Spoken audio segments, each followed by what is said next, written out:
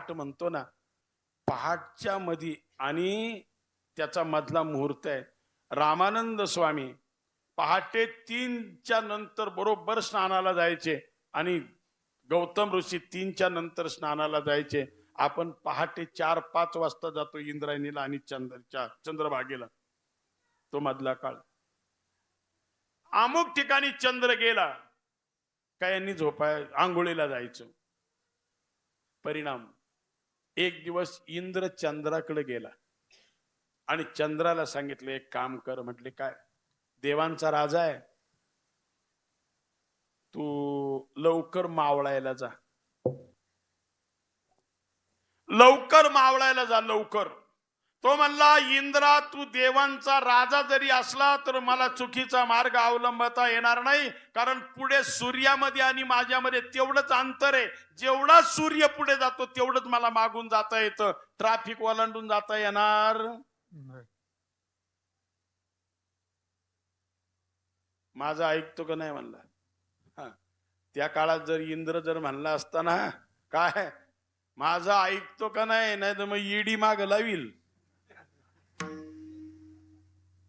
त्याने ऐकलं असतं. तो थोडा ऐकतो महाराज, विनोद म्हणून सोडून द्या. तू एक काम कर ना. म्हणजे काय? तू वरुणाचा राजा आहेस, देवांचाच नाही. जसा तू गोवर्धन पर्वतावर भगवान श्रीकृष्णानं पूजा मांडली त्यावेळेला तू या काळ्या काळ्या ढगांना बोलवलं होतं आणि 7 दिवस तू पाऊस पाडला होता, तसे काळे काळे ढग इकडं बोलव आणि माझ्या आडुशाला घाल. एकदा का ते आडुशाला गेले का मी मावळतीला गेलोय असं त्यांना वाटेल आणि ते स्नानाला जातील. तू तुझं काम करून घे. आणि सगळे ढगांना आज्ञा दिली इंद्रानं आणि ते गेले चंद्राच्या आड. चंद्र पहिला आपण एक लहानपणी गाणं ऐकलं असेल ना, निंबुनीच्या झाडा आड. चंद्र झोपला. तरी पण तिच्या बाळाला झोप येत नव्हती. हे पुढचे विठाला विठाला विठाला आणि गौतम ऋषींनी पाहिलं. तुम्ही म्हणाल त्यांना कसं काय दिसलं? तिथं नीट ऐका. आजही तुम्ही पहा गौतम ऋषींच्या आश्रमाची ती झोपडीची जागा, जसं माझ्या तुकडोजी महाराजांनी सांगितले. ऋषी राजा सजे महाली, आता बरोबर असं राहू दे. राजा सजे महाली सौख्य कधी मिळाली, ती सर्व प्राप्त झाली या झोपडीत माझ्या. भूमीवरी पडावे ताऱ्यांकडे पहावे, भूमीवरी पडावे ताऱ्यांकडे पहावे. प्रभु नाम नित्य घ्यावे याच्या झोपडीत माझ्या. तारे आणि तिजोऱ्या त्यातून होती चोऱ्या, दारास नाही दोऱ्या या झोपडीत माझ्या. दुसरी गोष्ट त्याच्याही पुढची अजून 6 कडवी आहेत. येता तरी सुखेया, येता तरी सुखेया, जाता तरी सुखे जा. येता तरी सुखेया, जाता तरी सुखे जा. कोणावरी न बोजा या सप्ताहात आमच्या. कोणावर बोजा आहे आपला? सगळं चाललंय ते स्वखुशीनं आनंदानं चाललंय. माऊलीची लेकर म्हणून चाललंय आपलं हे सगळं.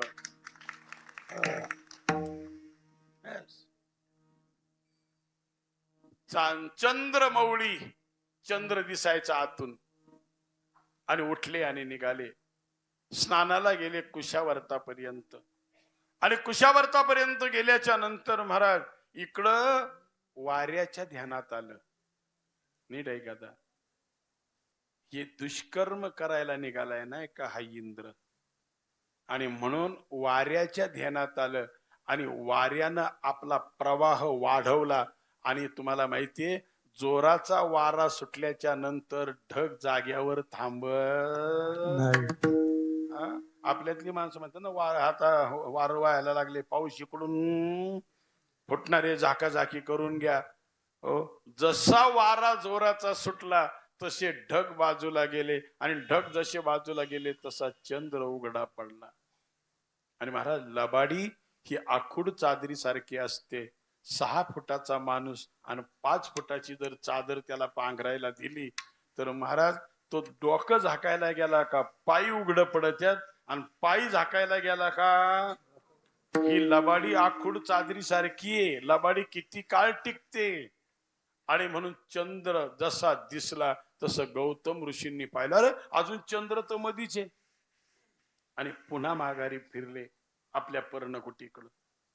हा इंद्र पर्णकुटीतून दुष्कर्म करून जेव्हा बाहेर पडत होता तेव्हा गौतम ऋषींनी पाहिला आणि त्याच ध्यानावस्थित तद्गतेन मनसा पश्यन्तियम योगिनो न सांगता तुम्हा कळो येते. आणि जेव्हा ओळखलं त्यावेळेला त्याला शाप दिला होता, इंद्रा पडली भगे. इंद्र पडली भगे चंद्र झाला काळा. इंद्र पडली भगे चंद्र झाला काळा.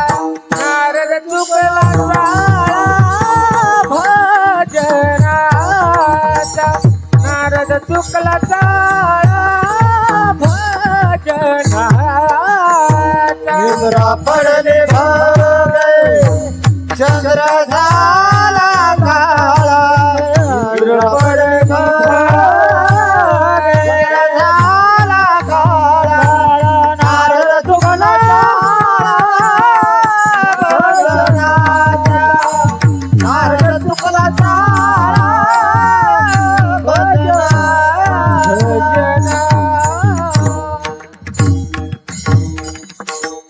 काही लोकांच्या कानावर असेल दत्ता, बरेच आकलीचे कांदे फोडणारे लोक आजही म्हणतात, हे चंद्राला ज्यावेळेला ग्रहण लागतं ना त्यावेळेला म्हणतात सूर्य आणि पृथ्वी याच्या मध्ये आला का त्याच्यावर सावली पडली का मग तो चंद्राचं ते ग्रहण नाही, ती सावली सावली. पण त्यांना विचारा ती सावली पुढच्या वर्षी कधी पडणार आहे. पण आमच्या ज्योतिषशास्त्रानं पुढच्या वर्षी ग्रहण कधी लागणार आहे अगोदर लिहून दिले. मिनिटावर हिशोब दिलाय, मिनिटावर महाराज. आणि महाराज चंद्रावर आजही जो काळा डाग दिसतोय तो काळा डाग गौतमांनी दिलेला शाप आहे. कारण त्याच्यातल्या कोणाला आठवत असेल, जुनी माणसं, तुम्ही त्यावेळेला मुंबईला जात असाल सुरुवातीला कधी, त्या खेडला एक आंधळा होता, आंधळा. जय भीमाशंकरा गुरुजींना आठवत असेल, होता ना, जय भीमाशंकरा. आंधळा होता बा, आंधळा. त्याचं एकच वाक्य सांगतो महाराज, जामीन कुणाला होऊ नको. विठाला विठाला विठाला.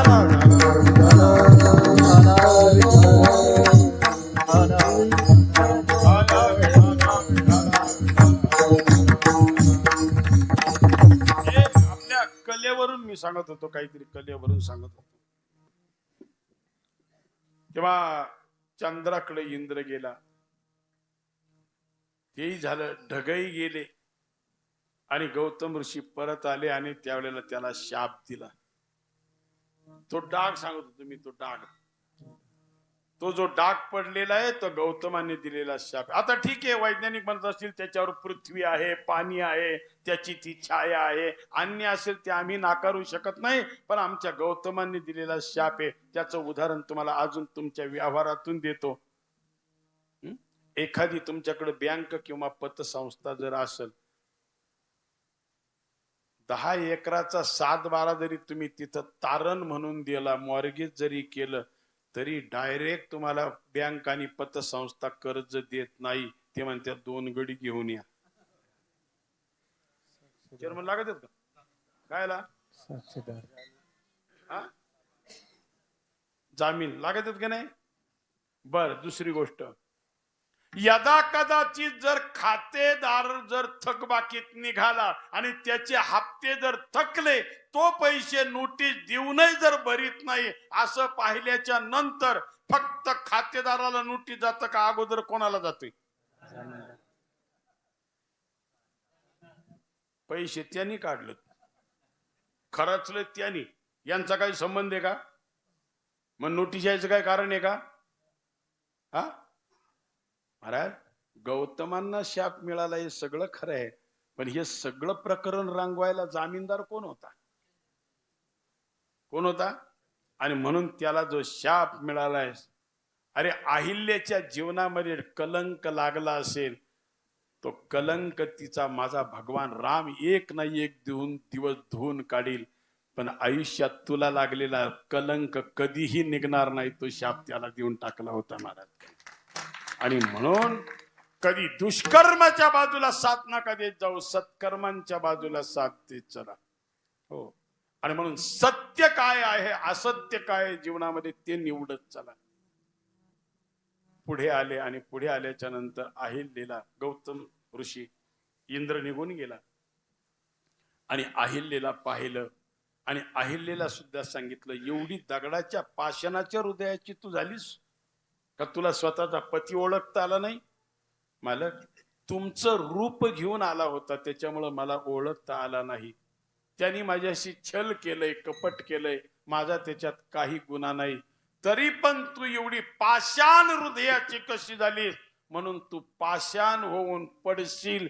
तिलाही शाप दिला. पुन्हा तिनं गौतम ऋषींचे पाय पकडले, डोळ्यातून अश्रू वाहत होते.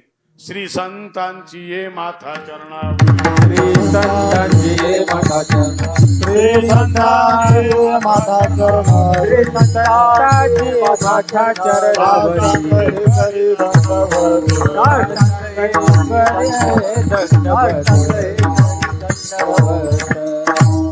प्रणाम केला, पाय पकडले, मला गुन्हा माफ करा, मला करा क्षमा, अपराध महाराज तुम्ही सिद्ध पुरुष आहात, तुम्ही अंतर्मुख होऊन बघा माझा काय गुन्हा आहे.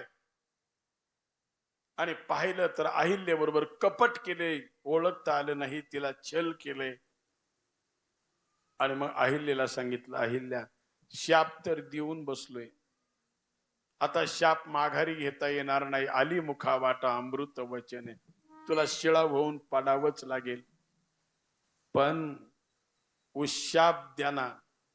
त्यावेळेला गौतम ऋषींनी उशाप दिला. अहिल्या, भाग्याचीच तशी तिच्या ललाट रेषा बघितल्या आणि भाग्य तुझं भाग्याचे लक्षण आहे.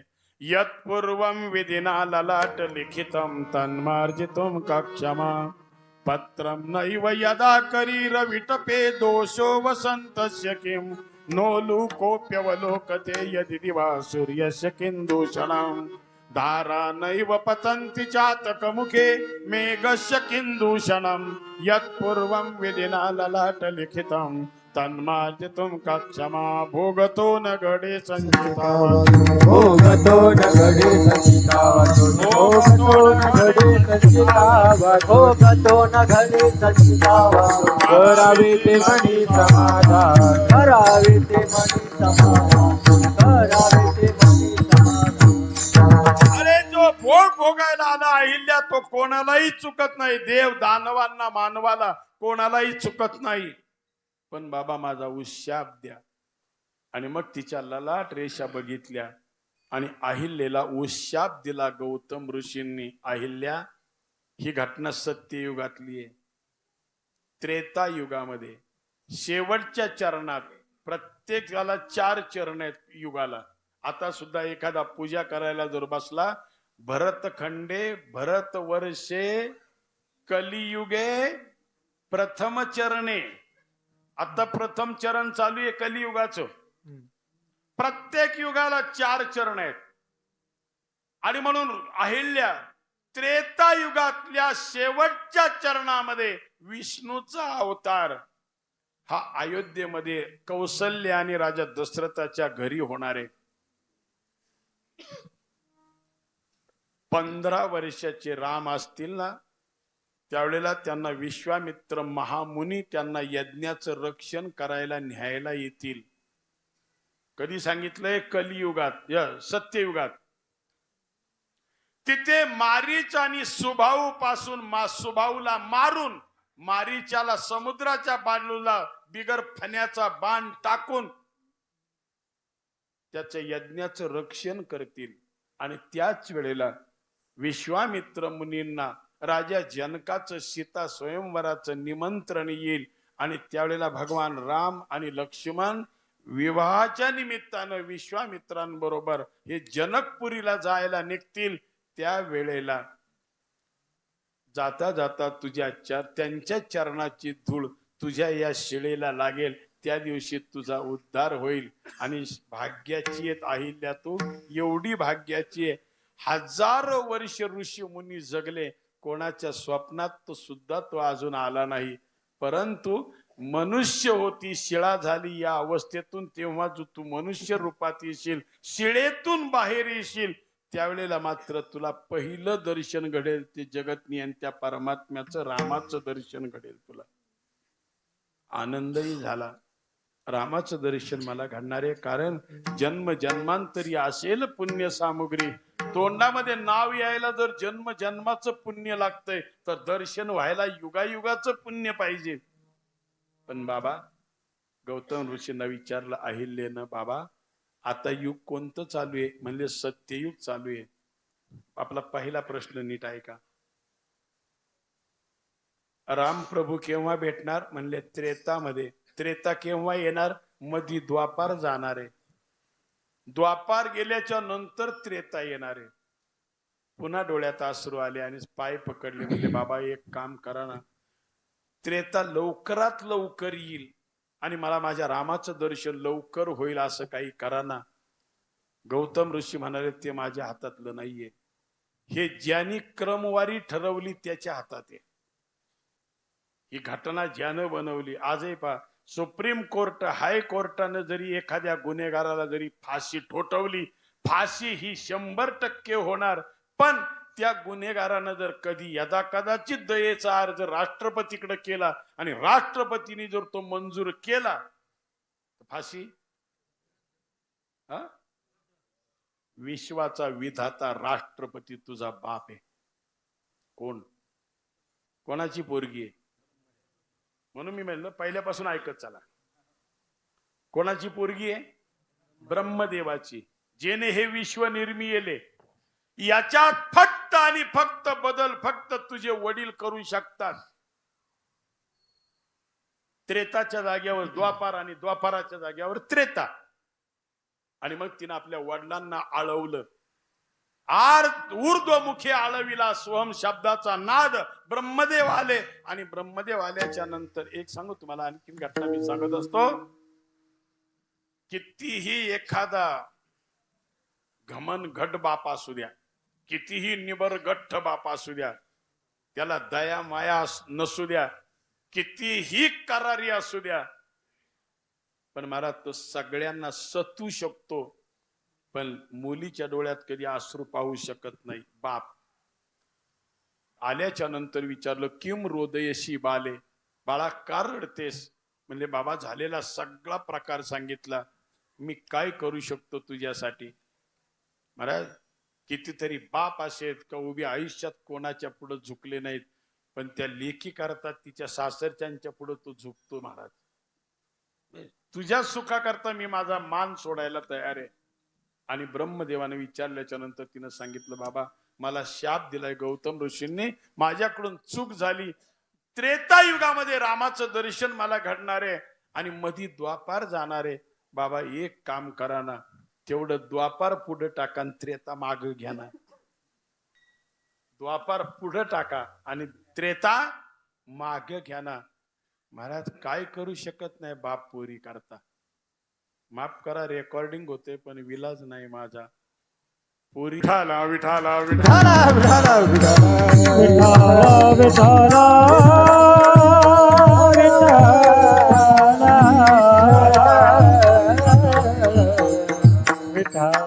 हे फक्त तुमच्या पुरतं ठेवतात, सोडू नका, कुठं सोडत नका. माझ्याकडे मी कधी हे बाकीच्या अवांतराकडे जात नाही, पण विषय इतके फिट आहेत. आज काय सांगत होतो मी? हा, द्वापार त्रेता याचा भ्रम निघाला ना तुमच्या मनातला.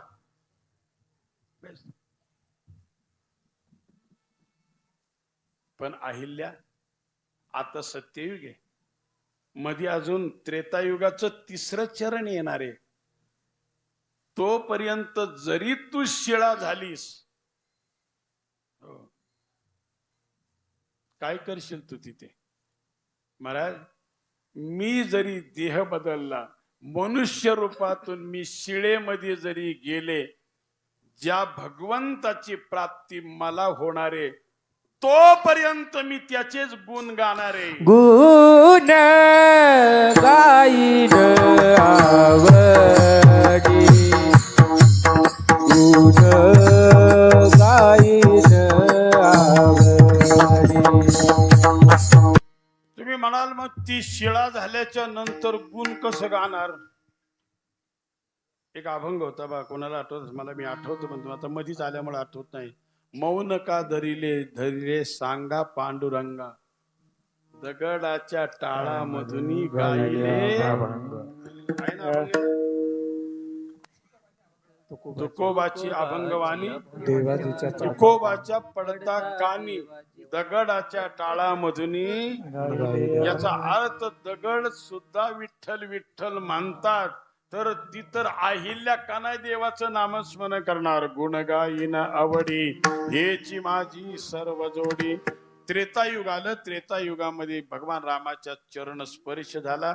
मला अजून या 2 गोष्टी कळल्या नाहीत महाराज, तेवढं सांगतो आणि कीर्तन संपवतो. 4.5 मिनिटं अजून माझ्या हातात आहेत, घड्याळाच्या काट्यावर संपवणार आहे.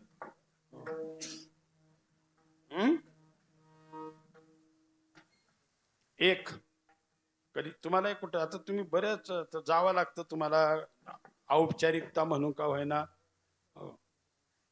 कधी एखाद्या बाबाला विचारा, कधी ऐकलं तर सांगा. तुमच्यातले सांगतो महाराज, मला अजून हे 2 प्रश्न सुटलेले नाहीत. हो, चांगले रामायण सांगणारे सुद्धा, मी नावं सांगून नंतर खासगीत, म्हणे भगवान राम वनवासाहून जातात, म्हणजे विश्वामित्राबरोबर जात असताना शिळा तिथे पडलेली होती. भगवान रामानं तिला पाय लावला आणि अहिल्याचा उद्धार झाला. महाराज, भगवान रामानं तिला पाय लावलेला नाही. भगवान रामाचं संज्ञा आहे मर्यादा पुरुषोत्तम राम. अहिल्या आहे गौतमांची धर्मपत्नी, म्हणजे ती ऋषी पत्नी आहे. ती ऋषी पत्नी आपल्याला माते समान असते. मातेला पाय लावून तो उद्धार करून आपली मर्यादा कधीही तोडणार नाही. ज्या वेळेला तिच्या वर असा पाय पकडला, वारा जोराचा आला. आता तुम्ही पहा, आता इथे सगळ्या चटाया टाकल्या म्हणून ते ठीक आहे. एखाद्याने सडकेच्या तिला चटई काढा, तिथून इथपर्यंत येऊ द्या आणि त्यांना पायाला हात लाव बरं, असा माती लागते की नाही पायाला? ती जी माती आहे ना, ती खाली वाऱ्यानं उडवली आणि ती त्याच्यावर पडली. तू म्हणाल वाऱ्याला काय घेणं होतं? मी मगाशी सांगायचं राहिलं, वाऱ्याने मगाशी ढग सुद्धा पळवले, कारण त्यांना हे माहिती होतं अहिल्याशी जो छळ करायला आलाय तिच्याच पोटी जन्माला येणारी अंजनी, आणि अंजनीच्या पोटी जो जन्माला येणारा हनुमान आहे. हा हनुमान जरी केसरी नावाच्या वानराच्या घरात जन्म घेणार असेल तरी पण तो भविष्य काळात माझंच नाव लावून फिरणार आहे. नाही कळलं का तुम्हाला? पवनसुत कोणाला म्हणतात तिथे? वायू, पवन एवढा घ्या ना तिथे, वायुपुत्र पवनसुत तिथे लावलेले आहेत त्यानं. आणि म्हणून भगवान रामानं शिळेला पाय लावलेला नाही. कोणत्याही वक्त्याला सांगत असेल त्यावेळेला प्रवचन कीर्तनात विचारा, कोणत्या ग्रंथात आहे, पुस्तकात नको. कारण पाहुनिया पुस्तक करावे, कीर्तन नाही, पाहुनिया ग्रंथ ग्रंथ. आणि दुसरी एक गोष्ट महाराज, कधी कोणाला आठवली तुम्हाला तर, म्हणे एकदा तुकाराम महाराज कोणाच्या तरी ऊसाच्या शेतात गेले. तुम्ही का असले आता? तुम्ही ऐकलं असेल. आणि तिथे त्या शेतकऱ्यांनी त्यांना ऊसाची मुळी दिली. देहूला येता येता बऱ्याच पोरांनी ऊस मागितले. तुकाराम महाराजांनी सगळ्यांना ऊस वाटले. एकच ऊस घरी आले तेव्हा राहिला. जिजाबाईंनी घेतला आणि त्याचा रस काढून तुकाराम महाराजांना दिला. नाही मग काय काय काय झालं? काय मारलं? मी यांनी तुम्ही शेष सांगितलेलं नाही, आमच्याच कंच्या तरी जातीने सांगितलं असेल ते तुम्ही ऐकलंय, बरोबर ना? कोणी का होईना. आणि एवढा अभ्यास जर तुम्ही करता तर आमचा ऐकायला थोडी येता. पाठीत मारला की नाही हे ऐकलेलं तर सांगा, मारला की नाही? तरी पण मी तुम्हाला माऊलीला साक्षीला ठेवून सांगतो, तुकाराम महाराजांचे 4 अवतार, प्रल्हाद, अंगद, उद्धव आणि नामदेव, नीट आहे का? सत्ययुगामध्ये प्रल्हाद, त्रेतामध्ये अंगद, द्वापारामध्ये उद्धव आणि कलियुगामध्ये नामदेव म्हणून चौयुगाचा चौयुगीचा भक्त नामा उभा कीर्तनी भक्त उभा कीर्तनी पाठीमागे डोळे झाकून उभी चौयुगाचा भक्त नामा उभा कीर्तन पाठीमागे डोळे झाकून उभे कीर्तने झाले ना 4 अवतार आणि तोच अवतार जगद्गुरु तुका अवतार. जगद्गुरु तुका. आपला टायमिंग संपलाय. मला फक्त एवढंच सांगायचं आता. तुकाराम महाराज अवतार नामदेवरायांचा म्हणजे किती झाले अवतार? नीट कोण म्हणलं? 5 झाले. अंगद, उद्धव, प्रल्हाद, नामदेव आणि तुकाराम किती झाले? 5 झाले. बरं, जे जे झाले अवतार तुका त्याचे बरोबर ना. तरीही मी भंडाऱ्या डोंगरावर रामायण करत असताना माझ्या सायखेड्याच्या लोकांना मी पाठवलं होतं. मला ज्या जुन्या ग्रंथामध्ये मिळालं त्याच्यात भामचंद्र डोंगराच्या खडीमध्ये तुकाराम महाराजांना पांडुरंगाचं पहिलं दर्शन झालं. भामचंद्र डोंगराच्या खळीत तुकाराम महाराजांनी देवाबरोबर 5 अवतार घेतलेत किसन महाराज. तरी पण जिजाबाईला अगोदर दर्शन झालं. कुठं? पायातला काटा काढायचं निमित्त करून. भंडाऱ्या डोंगरावर पाहिली का ती जागा कोणी? जिजाबाईच्या पायातला काटा काढलाय. आता पायातला काटा काढताना, पायातला म्हणतोय, एखाद्याचा काटा काढताना नाही, पायातला काटा काढताना दुसऱ्याचा पाय आपल्या हातात घ्यावा लागतो, तेव्हा काटा काढता येतो. भले लाचकिंडाने काढा नाही तर सुईने काढा, हातात घेतल्याशिवाय काटा काढता येईल का? ज्या परमात्म्याचे पायाला हात लागण्यासाठी गोपाळपुऱ्यापासून आम्ही 25 तास बारीला उभे राहतो, त्याच जगज्ञान त्या परमात्म्यानं काटा काढायचं निमित्त करून माझ्या जिजाईचा पाय ज्यानं आपल्या हातामध्ये घेतलाय आणि तिचा काटा काढलाय, तिला दर्शन दिलंय गुराख्याच्या रूपात का होईना. महाराज भाग्याची आहे की नाही? भाग्याची. दर्शन झालं तुकाराम महाराजांच्या अगोदर. ना जिजाबाईनं कुठं हरिपाठ केला, ना काकडा केला, ना नियमाचं भजन केलं, ना कुठं वारी केली, काही केलं नाही जिजाबाईंनी. तरीही पांडुरंग भेटला का नाही भेटला? काही केलं का तिने? फक्त एकच उसानी गडी हाणला.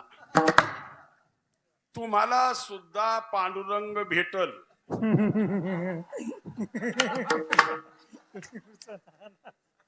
प्रयोग तर करा उद्या. मी आहे ना 12 वाजेपर्यंत इथं. अरे काय सांगतोय आपण?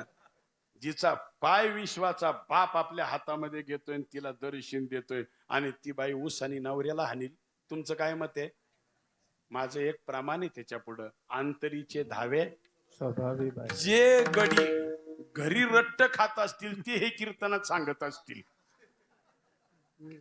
अरे कुठे कदापिही नो हे सीमा उल्लंघन केले विसर्जन आहवणीच पारी खातो आता झाला तुझा ठाव दृढ केला भाव एकविध विठोबार कुमार